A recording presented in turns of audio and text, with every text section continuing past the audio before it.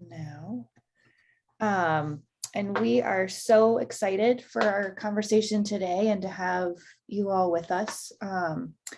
This is our 5th community call, and Openscapes is an initiative to help researchers do better science in less time together. Through our Champions Mentorship Program, we help research teams develop habits for data-intensive science that's more open, reproducible, collaborative, inclusive, and kind. And we use these calls as an opportunity to share the things that Julie and I are learning and our team is learning, and the way that we're working. And so we've been working with Beth, and we're really excited to have this conversation today. So thank you for spending time with us. And just as a general reminder, all of our events abide by our code of conduct, and this is a safe, inclusive, welcoming, and harassment-free experience and community for everybody. If you have any issues today, feel free to let Julie or me know in the chat or by email. So our plan for today is to have a conversation with Beth Duckles, and Julie will introduce Beth in just a minute, and then we'll monitor the chat throughout, and we'll have time for verbal Q&A at the end. And this is a great sized group, and so I hope that we'll have a rich conversation as we get into the second half of this conversation. So with that, I'll turn it over to Julie Lowndes, who's the founder of Openscapes, and we co-direct it together. Julie. Great. Thanks, Erin, and welcome everybody. We're so excited for you all to be here, and so excited to talk with Beth Duckles. So Dr. Beth Duckles is a research consultant and social scientist, and I have a special connection with Beth because we first met through the Mozilla Open Leaders Program, and I had the honor to be a mentor to Beth as she developed her ideas out of all of her programming that became the Open Post-Academics program, which we'll hear more about as well. But so Beth's focus is that she helps technologists, designers, and scientists gather and use human-centered data, supporting folks who are trying out mixed methods and qualitative skills and want coaching and partnership in conducting and analyzing their research. And as a research consultant, she finds impactful mixed method research strategies and cross-disciplinary approaches to challenging problems that scientists, technologists, and social impact firms face. So she's the founder and co-director of Open Post-Academics, which was formerly called the Althenas, which is an online peer support community for people with a PhD who have left or are considering leaving academia. And in our note stock, we've got some links to some of Beth's work. Beth works with an open ethos, and so much of her work is online, available for you to use and look through her slides and view recordings, even if you're not able to join her synchronously. So that's a little introduction to Beth.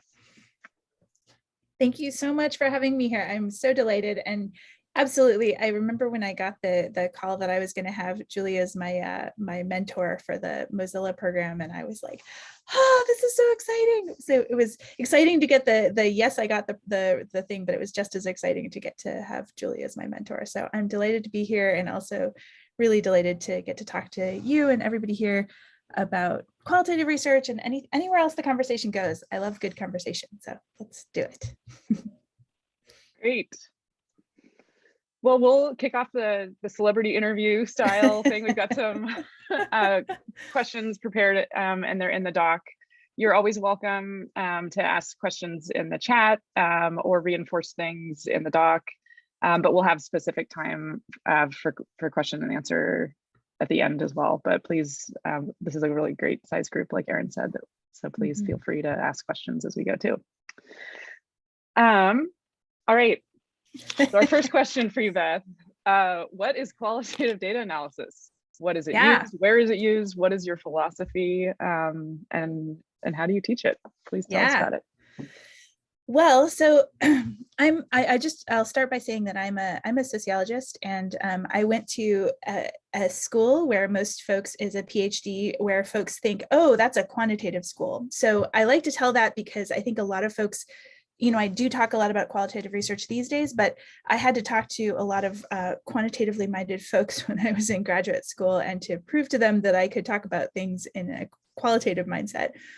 Qualitative research is really where we gather and work with data that's primarily textual. It can include things like transcripts, it can be like conversations, it can be things that you find like archival work. It can be field notes. So maybe I went into a field and I learned some things. I know that that resonates often with a lot of biologists. And so for the purposes of like the discussion today, and we can certainly talk about other things, but I'll just assume we already have that data, right? And I consider text to be data in some manner. We can also talk about collecting it. That's super fine. I love talking about those topics, but qualitative data analysis is, what do you do once you have a bunch of text? What do you do with it? How do you work with it? How do you try to come up with patterns and understandings in it? And so there's a lot of fields that have done this for a long time: anthropology, sociology, history, design, UX. There's a bunch of them that have been working with this kind of data. And they're really, what I like the way I like to approach this is to say, okay, especially for data scientists or folks with a data background, what are you going to need out of this data that you wouldn't find in other data that you have? So if you can figure out the answer to something with quantitative methods, please go do that. That's much cheaper. It's easier. You have a workflow for it. Go do that. But if you can't find the answer to the question through the data sets that you already have, then go to qualitative and let's figure out how can we make the kind of qualitative research that you need, that it can get you at the kind of answers that you have. And one of the great ways to do that is to start with the data you already have. So instead of going and collecting things like doing interviews or things like that, what do we already have? What are the materials that are in front of us that we could look at a little bit more closely? And so what we did with and I know we'll get into this, but with Openscapes is that we looked at the, open agendas and tried to look at them and code them and analyze them for the work for the information and for the questions that we had. I'll also say some of the things that I love about qualitative research is that it can often be surprising that you find things out or you look at it differently. You look at things that you may have looked at before and you see new things in them. I also really love it because it can give you frameworks or themes or directions for future research. So if you're not sure what to do next or what else there is, going back and looking at things a little bit more closely can give you, oh, I see a theme in this area. I see these things that we're talking about. It can really give you a new direction. And again, surprising. That's the best part. I often do this with other clients aside from sort of open science folks, and we always try to look for things that are going to answer the question in different ways or new ways or in qualitatively different ways. So maybe we're like, oh, something's going on here. I'm not sure what it is. We can do much more exploratory research. So we don't necessarily have a clear hypothesis yet, but the qualitative work that you do might lead you to a more clear hypothesis to test in, say, the quantitative data that you have.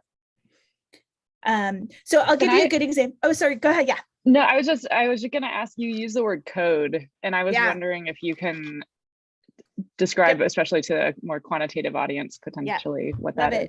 So that is like the number one thing we have to do when we're doing qualitative data analysis, is that qualitative researchers in these fields typically use the word code. When we say code as qualitative researchers, I mean annotate the data instead of code the data, or tag the data, for instance, would be another way to do it. I think I've shared in the document, there's something called Taget, which is one of the free and open source software programs that we use to do. And literally it's about tagging the textual data to be able to see what the patterns are in that textual data. The thing is that it's hard to talk qualitative people out of their word coding, but it doesn't make much sense for folks that are used to, say, coding in R, coding in Python, or things like that. So when I say code in terms of qualitative context, and I'll try to use code /annotate/tag, but when I say that, what I usually mean is we're annotating the text with a word or a phrase or something like that helps us to be able to understand it. So I'll give you an example, like maybe we're going through some text and we want to try to understand people. Let's give a good example. I mean, we'll talk about this later when we talk about the Openscapes things, but one of the things that inductively came out of the research we were doing was that a lot of folks were interested in time, ended up just talking about time, the use of time, the lack of time, information, not having enough time. And so as we started to see this was a pattern in the research, in the data that we were looking at, we ended up going to creating a code that was called time, so that we could look at every time that it was somebody was talking about time. And when we do that, we then pull out all of those quotes from all of the different agendas that we have. It gives us a chance to look at how are they talking about time? Well, they're talking about it in terms of it not having enough of it. Time being a really difficult thing if you're running a lab or a part of a lab group. What do I spend my time on? Where do I give my time in order to be able to learn the things I want to learn to do reproducible research? And so as we did that, we sort of inductively saw, okay, here's a theme or a code that we had. And one of the things that qualitative research can do quite well is to say, okay, we have one theme, which is maybe time, for instance, but maybe some people were talking about in terms of I have a lot of time. I don't know very many scientists that would have that, but let's say there were scientists that were saying, I have tons of time to do all the research I want to do. And then there's other people who maybe don't have time. So maybe I'd split that into two groups where some people are talking about having enough time or not having enough time so that you'd be able to see more of it. So we're essentially annotating the existing text that we have with specific codes that help us understand more about it as we go. Does that make sense? Cool. Yeah, I think that that's a great summary of qualitative analysis and then digging into the tagging bit of it. I really like also your point about sort of the surprising things that come out, which was definitely something that we really enjoyed, seeing those things emerge from our data and doing some of that sense making. Mm-hmm. Yeah. I think another thing that I like to talk about with science-based groups as well is that I think small amounts of qualitative work can make your quantitative work much better.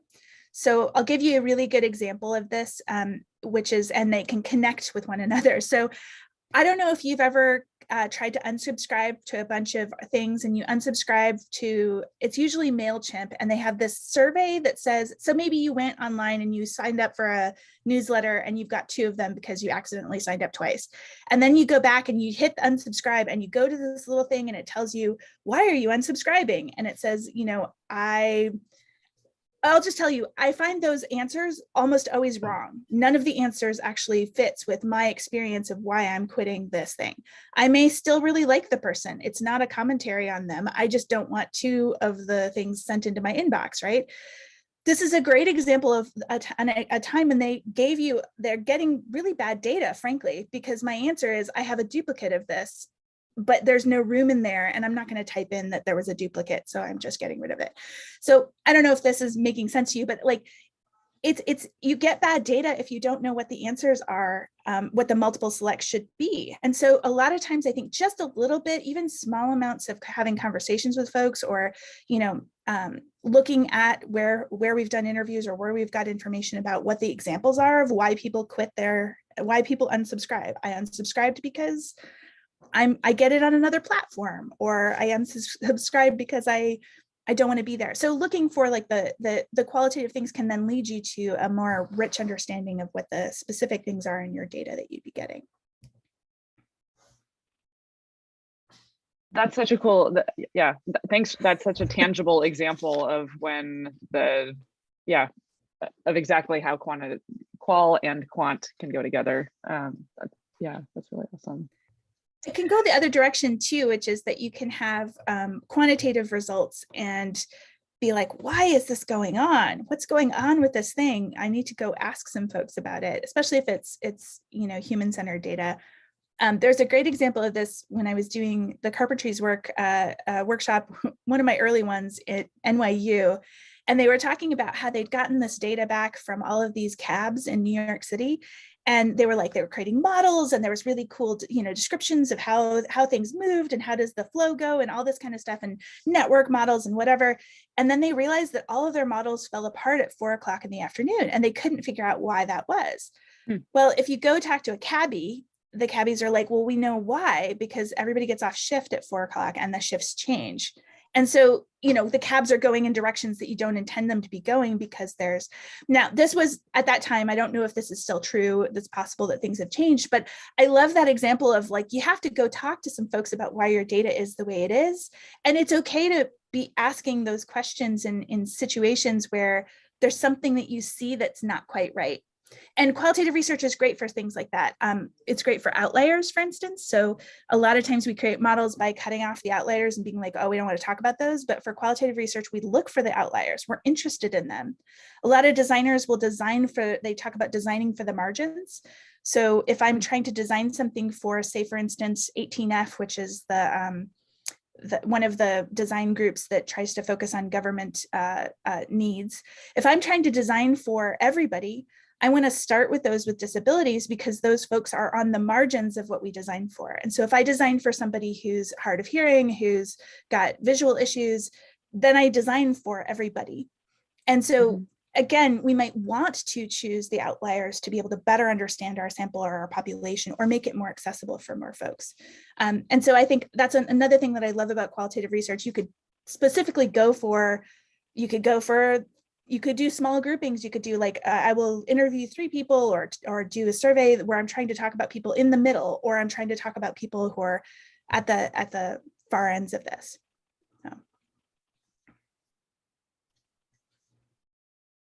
I feel like I want to hear more of your examples. It's so neat to hear all about all these, but I wonder if we can maybe transition into what you did with us for Openscapes, and then maybe we'll hear more of those stories throughout. So with Openscapes, we worked with you to see whether QDA methods could be used in the Google Docs that we use in our cohort calls. So to give a little bit of background for folks, the Google Doc that we have going right now, we also use when we teach open data science practices and collaborative strategies for research teams, and particularly in environmental and earth science. So that was our existing data. Like Beth said, like these are documents that we have.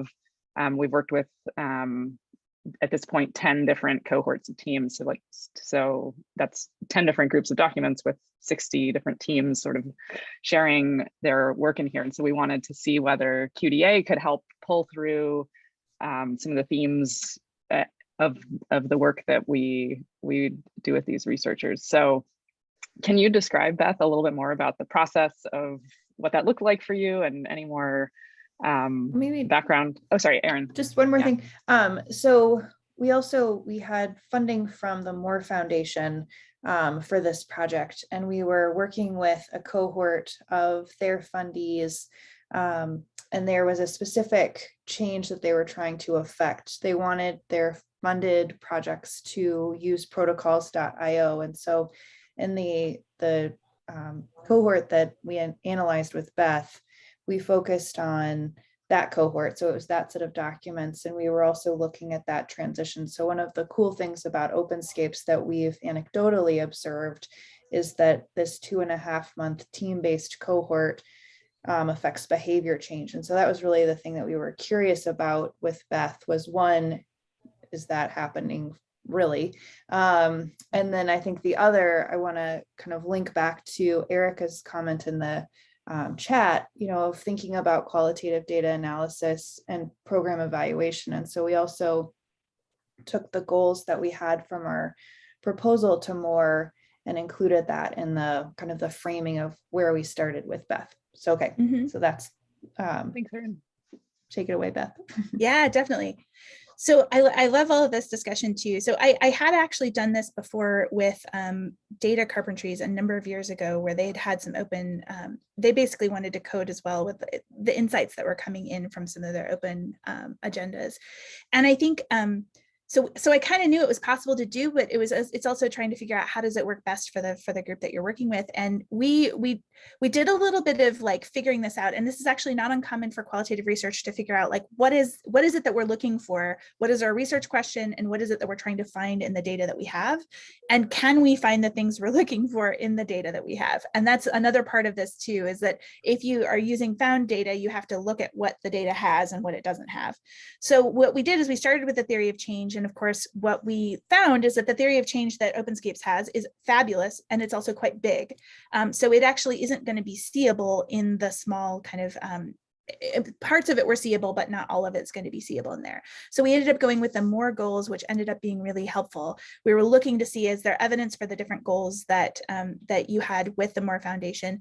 And then because this work is inductive instead of deductive, so let me make sure I explain the distinction between those. So inductive research is, I know this field has something in it, and I'm going to take an educated guess about where to dig to find that thing.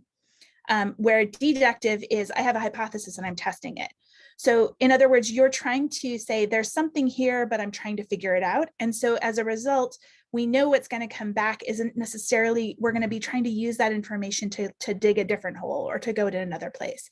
It's not unlike what anthropologists do or archaeologists do if they're trying to dig for, well, we're pretty sure that the wall would have been over here, so let's dig here. Oh, we found the wall, so let's go 10 feet that way to see if the wall is still there. You're doing something fairly similar.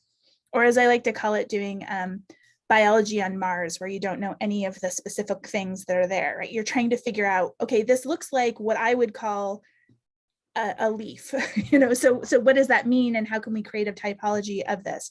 So essentially when you create a code book, you're creating what is essentially a typology or your biology textbook to try and explain, what is this leaf? Is it a grass? Is it a tree? Is it a bush? That kind of thing. So you are in some ways using your own sense of what you're looking for to try to find things. But what we do in this work also is we question ourselves. We say, okay, what do we think it is that we're going to get? And then we double check, what would we have gotten if you do counterfactuals. Essentially, you check to make sure, if I think I'm going to get this, what would I find if I was going to get this thing, and what would be evidence that I didn't have this? So you look through to make sure and double check the things that you did. So we did an exercise in the beginning. What do we think we're going to find in this data? What do we think we're going to see? And some of it we found and some of it we didn't. Which was kind of fun. This is pretty normal also. So we think we already have this sense of what's going to be there, and we find things that are surprising because we didn't look at it from these questions. So our research question for this was, how does Openscapes support teams to transition from closed research practices to open research practices? And that is a biased question in the sense that we're saying that Openscapes does do that, right? But that is also part of the goals of that you have with more. So given that, it's appropriate for an evaluation context, which is that you're asking a question that you're trying to do. And then we found, we used the goals that we had from more, and we found some evidence for most of them, but we found some things that we weren't really expecting. So I mentioned time, for instance. We found a lot of folks talking about not having enough time. People were referring to discussions about time.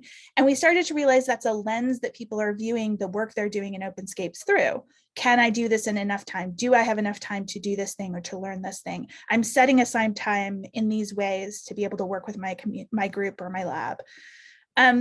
This was another one which I just kept hearing the phrase or reading the phrase, writing things down. Yeah, we need to get things written down. We need to know where things are written down. We need to keep track of these things. And so that language of where is the information, where is the data being stored, and that is in addition to data storage. So sometimes it was about protocols, but sometimes it was just about, like, I just needed to know how I did this the last time and how I'm going to move the data, how I'm going to store it, who needs to know what. That was also connected quite well to onboarding and offboarding, which was another discussion topic that hadn't been something we'd brought up, but folks were talking about, how do we bring people onto the teams, giving them the protocols, giving them the information, getting them to write things down in the right place so that the information could be retained by the lab. And then offboarding, when they leave, if they have a bunch of information in their heads, how do we get that information out of them so we don't lose things? And I think the understanding that labs are often quite a flow of people coming in and out is part of the impetus for something like Openscapes as a program, because what it does is it creates an environment for them to have discussions, to set aside the time to be able to have these ongoing discussions around how to do open science in a way that's useful for the team. And sometimes open science is just as simple as, like, where did you write that down? Like, where is that thing that I need? Where is that information that I was looking for? So that's kind of my perspective, but I would love to hear from you two, if I can turn the tables, how this was for you. You know, we did a sort of like doing it together. We had some fits and starts. What was it like to do qualitative research for the first time? Well, before we answer that, one thing I just want to say about sort of the process was, you know, when Julia and I are in the cohort process, you know, there's a lot of things that, like, we can sort of sense, like we're hearing them, but we're not making sense of them. And I think so it was cool when you looked at all of the documents and then started pulling all of those time comments together, and we could see them in one place, and we could say like, this is the theme that's emerging. So it was really, I think that was, I don't know how to explain that to people who are thinking about doing this for their projects, but for me, it was just so cool to have that organized structure. It's one of my favorite things to do, because essentially what I get to do is like pull out pieces that people have said and articulate them in a grouping and in a way that maybe can be heard in a different sense. So the whole point of qual research is that I'm never inventing anything. Anything that exists in the data is something that I would present. You obviously can't present everything, so that's part of the challenge, but I take in a lot of information, and what we try to do is organize it in a way that can be given back and be heard and understood. And that's where the rigor comes from in qualitative research. So rigor in more kind of conventional STEM fields or in quantitative work is that I'm reproducible, that this is something that we know the steps, we can do it again. We don't have that luxury. Like the one cohort went, there's no counterfactual to the cohort, right? Those people had that experience. We can't find another one. We can't find another sample of those exact same people. Every once in a while, there are natural, examples that are really fun where you can be like, oh, we could actually compare these two.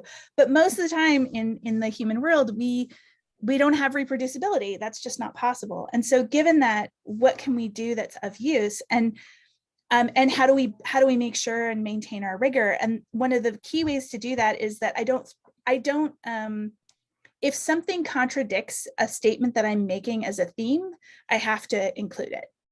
So as an ethical researcher, if you have a contradiction in your data, you have to share it. So I've heard talks before from qualitative researchers where they're like, everybody in this survey, or everybody in our study said this except for this one outlier. And you have to explain the outlier, because otherwise you're not representing the sample very well. So everybody agreed with this thing, but this one person said this other thing. And this case is interesting because, or maybe not interesting, in some other settings. So we can't throw data out. That's the fun.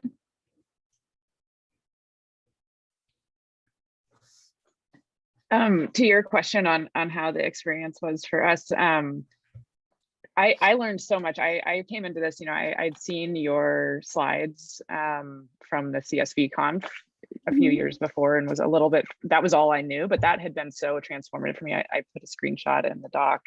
But to actually do that with you, to screen share with you in Taget, and see you highlighting pieces of text in the agenda doc and say like, this is the theme of time, and to like make the tag or code of time and highlight that and then continue on. And that was just so interesting to see that process and how iterative it was. And then also like this thing, I think that is still, there's so much to learn in this space. I'm still like, just kind of like on the edges, like in awe of this whole process. But I think the metadata that is essentially the field notes, right? Like when you and I look at the same text and you're coding it, and then I remember who said that, or right. Like that, and that's the metadata that's not written down yet, and how to like how and when to incorporate that, I think is like so fascinating. And how far do you go? Because we've talked about like you could interview, or look at the transcripts instead of the text, which is a subset of what actually was said in those calls and stuff. So that's, again, it's kind of like that. I don't know, just the whole process was so interesting. And then also just like seeing that you could always learn more and do more. And that's really exciting as well. But that was just some idea. So it's fun that you bring that up, because so we were using things that we had, but you're right, you have more information in your head that is actually data. I would call it data, but it's not data in my world because we didn't write it down.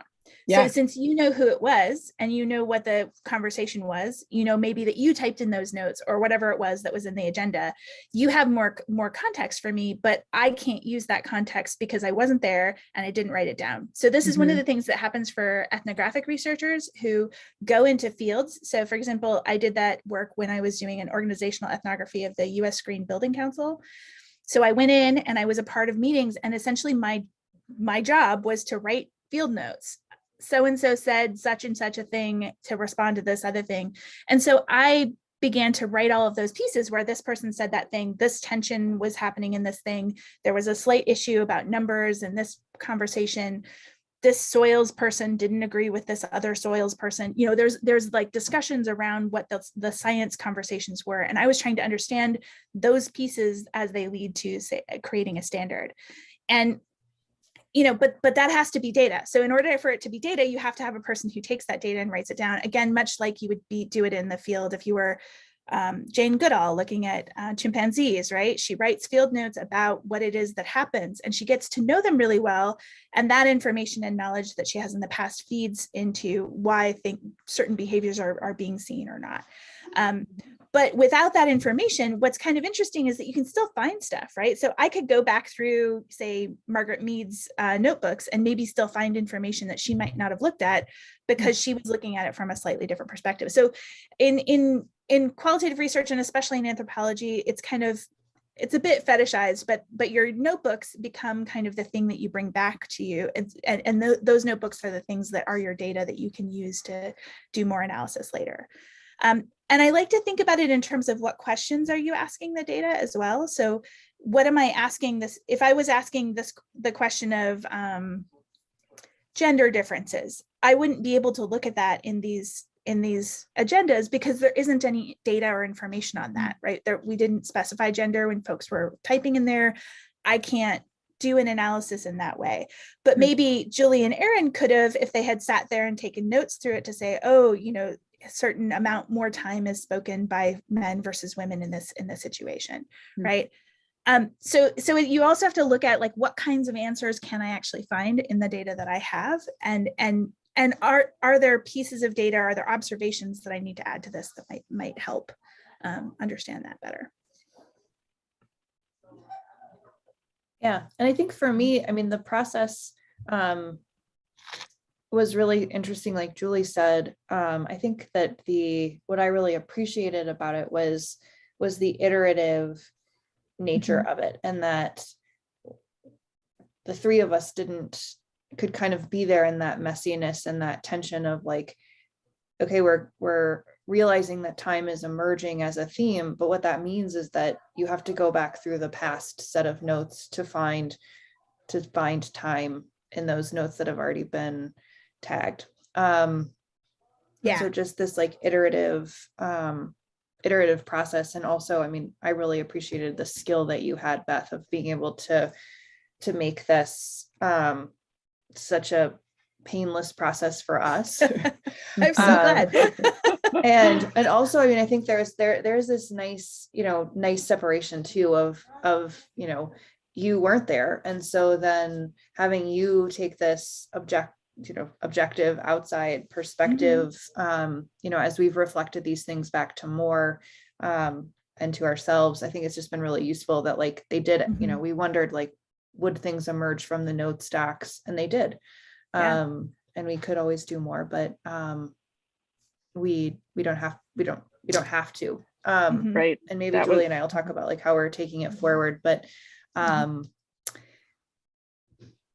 do see a question in the chat, which I think we want to come back to, but one thing I want to say is like, we're not just counting tags, but so it's not just that we had like 15 things that we tagged as time, but it's what the text of those things were.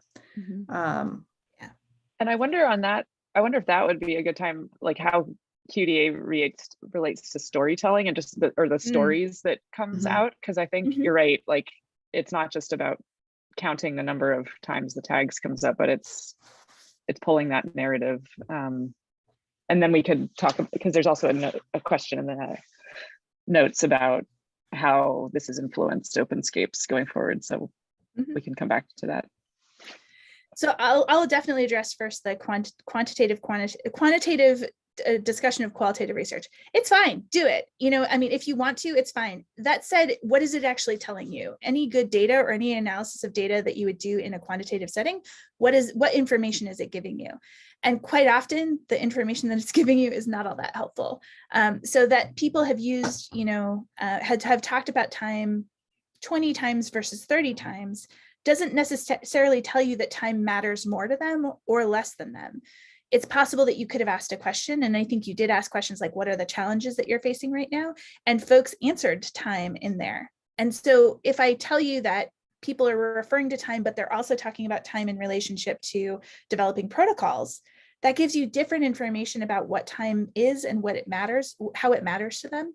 And when I reflect back quotes and I give you some quotes that give you, oh, when you're talking about time, you're meaning it in this particular way. Another good example is that sometimes there are things, qualitative research will often pick up things that you're not sure that are kind of there, but nobody wants to talk about it. So time is a good example of that. Power is another one. So we know there's a power relationship difference. And so there's something going on there, but I just don't know how to talk about it. And so the researcher themselves may be iterating or iterating to try to figure out what that thing is. And it may not be until the very end that they go, oh, it's about this topic. And I didn't ask any research questions. I didn't ask any interview questions about that topic because I didn't know.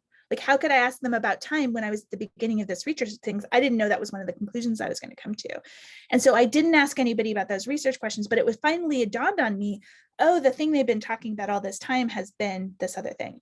And so especially if you're working, again, anthropologists who are working in a language that's not their native tongue, you can often miss words. Or say I'm working with a bunch of folks from NASA and I don't understand what they mean when they use this word, but I learn it. And by the time I'm done, I go, oh, you've been talking about that since the beginning, but I haven't been taking notes on that topic because I didn't understand you. Or I took notes, but I didn't know what they meant. And so just giving the number of times that was in my field notes is going to be a misrepresentation of the information and the finding that I have and the theme that has been created. So that said, I mean, that's what I mean by iterative research and inductive research, is that the inductive research means that the findings may not actually, like, now I could say, once I've figured out that this is a topic, now we can do quantitative work where we could focus on that. But before that, I was still exploring to figure out what that thing is that I'm trying to understand. The other question you asked was about stories. I love talking about stories. So stories are a form of data. Stories are a form, like, what stories do we tell each other as we're getting started doing lab work together? What are the stories that we tell about why we do our work together? What motivates the things that we do? What are the stories that come out of our lab? What are the things that we do to talk about our camaraderie and our connection to one another? What are the stories that kind of evolve and keep going? I'll give you an example from my green building research that I love. This was one of my favorite things, is that I kept hearing folks talk about a guy named Ray Anderson, who's an amazing guy. He was one of the founders of Interface Carpets. And I ended up going and looking up his story, but essentially he decided that he wanted to change this carpet manufacturer into something where every carpet could be returned to them and reused and in some manner. To the point where he ended up creating like these slate tiles that could be used for roofing, which is not something that you would think a carpet manufacturer would get into, but he was just so passionate about the idea that anything that came back, any part of a carpet, he would be willing to figure out a new use for. And that's the kind of thing where, because that story kept being told over and over again in my research, I had to investigate, what does this story mean to people? They meant that you could do this. I mean, it was an incredibly successful business. And so that was part of it. It's like, good business is also sustainable. So that story helped make folks feel like there was a claim towards business and sustainability didn't have to be separated. They could be hand in hand. And that was really important for the field of green building. And it was one of the things that really, and you wouldn't think like a carpet manufacturer is like somebody that, I don't know, an architect is telling me stories about. But he was, right? A contractor was telling me this, so you get all these different folks that are all talking about the same story. What does the story mean to them? And how does it talk about a specific kind of thing in their field? So I think it's worth investigating those kinds of things, as we're also trying to understand leadership, as we're trying to understand how do we share open science? What are the stories we use to try and convey open science? Are we capturing the stories? Are we sharing the stories? Are the stories portable? Can they be told by somebody else? Like, could Erin tell my story about, interface carpeting so that they can move on to another person to be able to explain things? I have actually no idea. So maybe that's not a great example, but what are the stories you can tell that might move things along? Erin, you had something here. Yeah, well, I just think that's such a great, one, a great point about stories being data, but two, thinking about the stories that we tell, often we kick off Openscapes Champions cohorts with better science in less time and thinking about future us. And Julie talks about her experience. I've talked about my experience and telling these stories about how we've had these transformative shifts in our career towards more open science. We've brought other people in that tell those same stories. And I hadn't been thinking about those as data or thinking about the way that they kind of travel around either, which is just really a neat idea. And I'm curious from the group too about other, the stories that you tell around open science too. Yeah, I love that.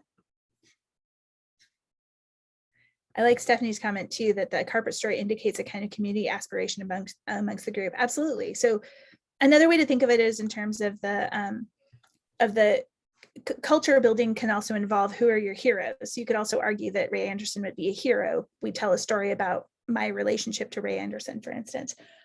So who are the heroes? Who are we uplifting? What are we talking about in those fields? Who are the folks that we turn to give us inspiration? And then, who are the villains, right? Who are the ones that we're thinking of as being problems, or maybe they're not people, but they're also other parts. But those can also help create culture too. So as we uplift people and we say, oh my gosh, Openscapes is amazing, they're doing all this cool work, we get to tell stories for other people in a way that, and that's, I think, also dovetails with kindness. Kinder science means I get to be like, this other lab created this amazing thing that's going to be so useful. Let's share that information. Can I tell this story in such a way that I grow open science? I become a champion of open science because I'm excited that somebody else had a success. Alan Alda Institute. So I did the AAAS fellowship for the, which is American Association for the Advancement of Science. I was at the Department of Energy, but we got a lot of good stuff on science communication. And the Alan Alda's group really focuses on how do you encourage scientists to tell their stories? Why do you care about what you're doing, right? I don't understand the details of your scientific work, but I can care and I can hear the passion about something that matters to you. And maybe there's a reason why you study ocean ecology, for instance. Maybe you have a real passion for the ocean. And I know that as scientists, we're often told to separate that part of ourselves, but that's the thing that gets other folks excited. That's the thing that helps people care about what our work is.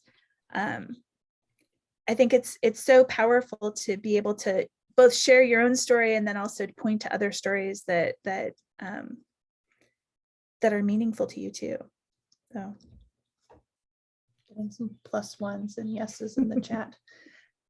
Maybe we should turn to a few audience questions, just looking at the fact that the hour is flying by. Oh my gosh. Sure thing. Julie, is there one that you want to start with, or do we want to open it up to verbal Q&A? You are muted.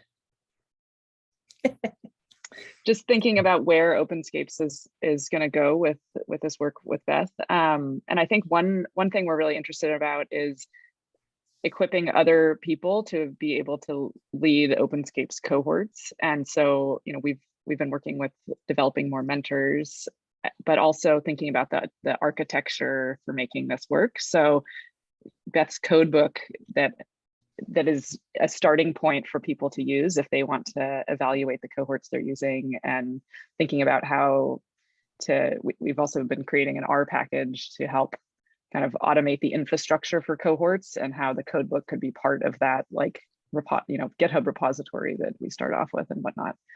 So I think that that's one part of continuing to do qualitative data analysis with Openscapes cohorts to compare progress within a cohort, but then also across cohorts as other folks are leading these. And I think, that's the idea. We'll see kind of how it's going to be messy and and whatnot. But I think that this sort of experiment proof of concept, I think, has been really exciting. Yeah, what would you add, Erin? Yeah, so just a little bit. So we're thinking about our process. So following on the major project that we did with Beth, where Beth did all of the tagging, we're taking that code book and then applying it to our NASA cohort as part of this work that Julie was just describing of how do we then help others and grow Openscapes and run their own champions programs.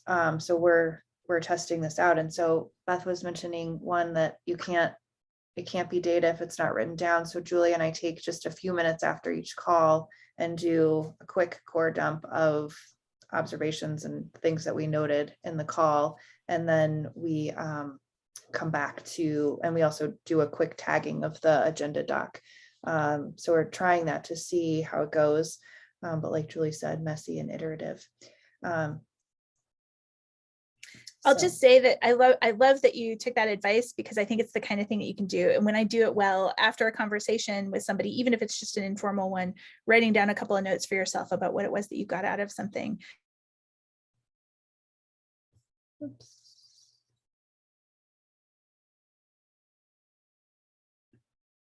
This worked, this didn't work, teaching this thing felt a little clunky today, but teaching this other thing went really well. That can also be really helpful. So I think we're losing people and they're dropping off. Yes. There are, looks like we lost Julie. Oh no. Oh dear. I want to, for people who can hang on, and Taya, I want to come back to your question about efforts to equip Black people to this platform, especially for new data analysts. And I wonder if if it's around the qualitative data analysis that you're wondering about, or around the Openscapes work, or both. Erin, I am just asking about both as a new data analysis and just trying to navigate the waters and learn, and being new to R and just new to everything. I find that majority of the time I'm the only Black person in the room, and I find that people are talking over my head, and I don't see, and a lot of links are shot out in the chat, but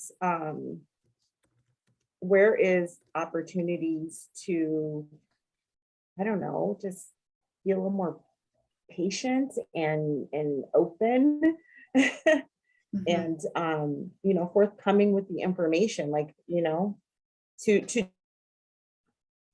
and yeah, thank you. Yeah, no, it's a great question. Julie, you want to take it first? Yeah, thank you so much for that question. We've been working with Ileana Fenwick, who is a Black marine ecologist, and she's particularly been interested in how Openscapes could be more welcoming to the Black community, and is developing a pathways to Openscapes idea that would be community calls like this, led by her for the Black community, with support from us who can be there to answer questions. She's really thinking about how important open science is, particularly for the community she's already a part of, but how the entryways that we've been thinking about as welcoming are still not early enough. So that's one example of what we're trying to learn from. But I don't know, I'd love to talk to you more about it, because we're trying to learn how to support in this space more. So thank you.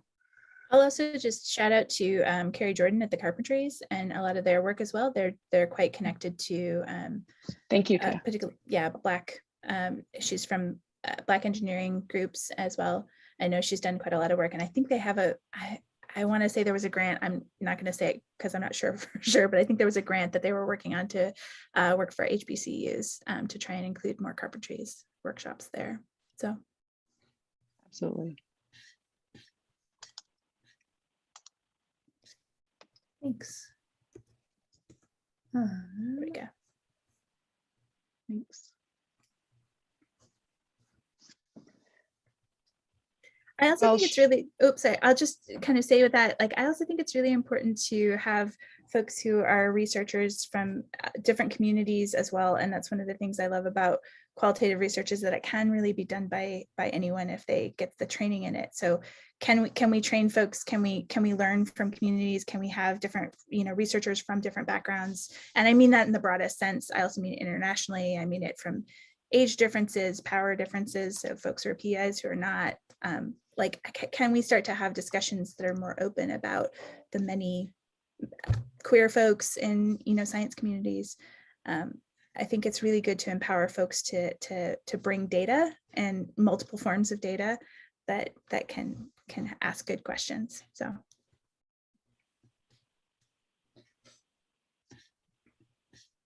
Absolutely. Well, I wonder if we should switch into closing. Okay, so Beth in the notes here has, I'll just say out loud, your free intro qualitative workshop soon, yes. which is awesome. Highly recommend. Yeah, do you have any last things you'd like to share, Beth? No, I love this topic. I just really love getting to chat with you both. And I'm super passionate about this and excited about sharing anything. So please sign up for my mailing list if you're interested in workshops upcoming.